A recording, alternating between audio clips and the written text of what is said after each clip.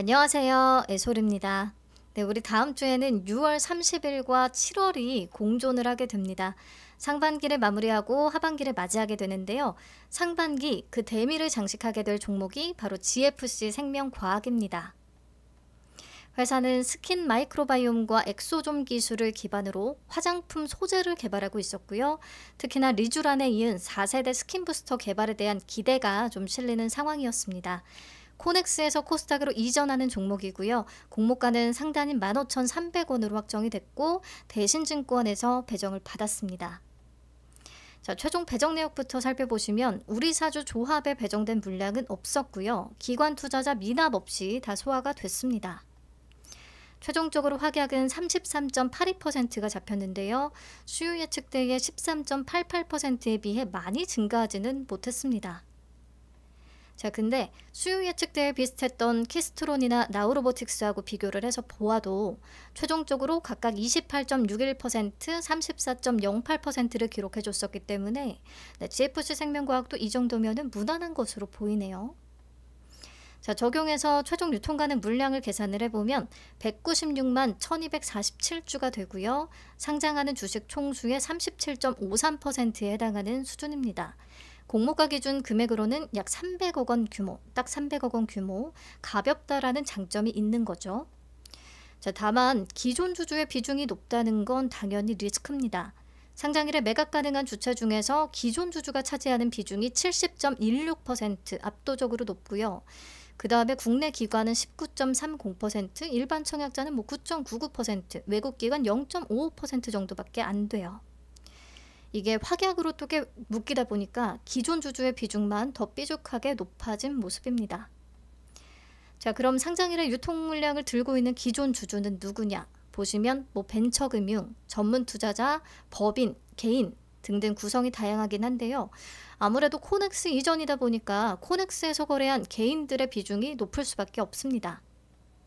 자, 우선 유상증자 발행가액을 참고해서 봤을 때 167원, 6,333원, 7,000원 요 정도 수준이기 때문에 기관들의 단가는 모두 공모가 아래다라고 보시면 되겠고요. 코넥스 시장에서 거래한 개인들의 가격 추이를 좀 살펴보겠습니다. 월봉 차트인데요. 제가 공모가인 15,300원에 검정색으로 선을 그었습니다. 그렇다면 공모가 아래에서의 거래도 꽤 있었던 것으로 파악이 되는 거죠. 요 개인들이 좀 위험 요소일 수밖에 없겠어요. 그래서 기관, 개인의 대부분 공모가보다 낮은 가격에 들고 있다라고 추정을 해볼 수가 있습니다. 자, 그리고 상장일의 기준가 체크할게요. 우선 코넥스 시장 가격은 30거래일의 종가 산술 평균과 6월 27일의 종가 중 가장 낮은 가격이 될 텐데요.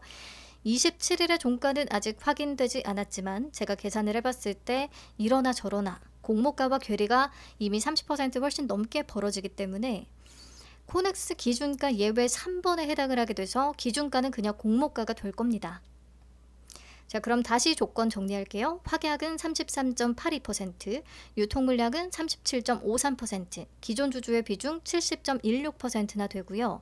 기관과 개인의 상당수는 공모가 아래에 들고 있습니다. 유통가능 금액 300억 원, 시가총액 약 800억 원 사이즈로 분명히 가볍다라는 메리트는 있고요. 기준가는 공모가인 15,300원이 될 겁니다. 그러니까 사이즈는 매력적, 기존 주주는 좀 위험 요인, 이렇게 정리를 하면 되겠죠. 자, 그럼 이제 중요한 것은 괴리율이거든요. 공모가와 코넥스 시장에서 거래되는 가격가의 차이. 26일 종가가 26,000원이니까 요거 기준으로 GFC 생명과학의 괴리율은 70%를 기록하게 됩니다. 청약 이후에 조금씩 더 올라줘서 지금 더 좋은 상황이 만들어진 거예요. 자, 그러면 최근에 상장한 코넥스 이전 종목들을 쭉 한번 살펴봤을 때 스펙 2개랑 동시에 상장을 했던 한중 NCS라는 종목을 제외하고는요. 전부 상장일 고가 기준으로 괴리율을 넘어서는 수익률을 기록해 줬습니다.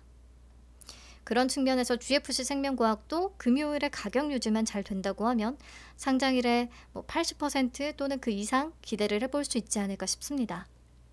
70에서 80% 또는 그 이상. 이게 25년 예상순이익과 26일 시가총액 기준에 내 맘대로 주가 계산을 해봐도 주당 평가가액은 약 21,648원 산출이 되거든요. 공모가보다 약 42% 높은 수준 계산이 되고요. 그리고 시장이 이렇게 어려운 날에도 견조하게 잘 버텨주는 K-뷰티 테마이기도 하고요.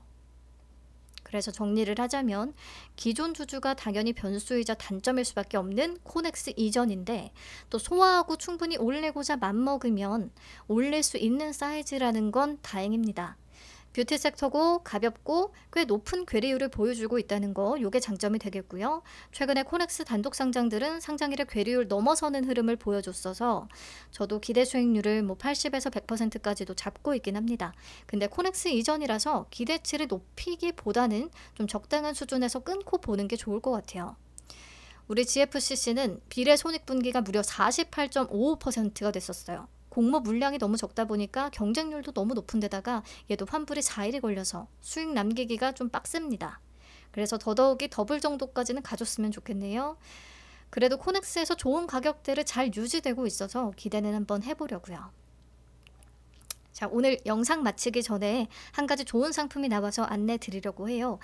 가끔 저한테 연금저축이나 IS 계좌에서 어떤 ETF를 투자하면 좋을지 물어보시는 분들 계셨는데요.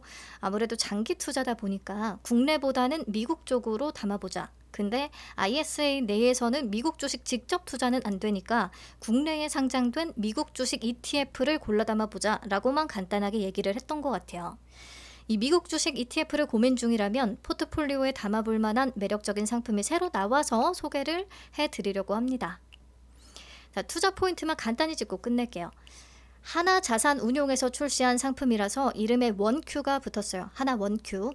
원큐 미국 나스닥 100 ETF입니다. 투자 포인트 첫째, 미국 나스닥 100 지수를 추종합니다. 그래서 미국의 대표적인 기술주들이죠. 애플, 마이크로소프트, 엔비디아, 아마존, 메타 등등등 혁신 기업 100 종목에 분산 투자를 할 수가 있고요. 이 나스닥 지수는 S&P 500이나 다우존스에 비해서 변동성이 크기는 하지만 장기적으로 봤을 때 수익률이 압도적으로 높다는 장점이 있습니다. 자, 그리고 투자 포인트 두 번째, 여기가 별 5개 돼지꼬리 땡땡땡이라고 생각을 하는데, 국내에 상장된 나스닥 100 ETF 중에서 최저 수준의 보수를 자랑합니다. 총 보수 연 0.0055%로 출시가 됐고요. 나스닥 100 ETF 상품들의 평균 총 보수가 0.0278%라고 하니까 상당히 저렴한 거죠. 비교해서 봤을 때.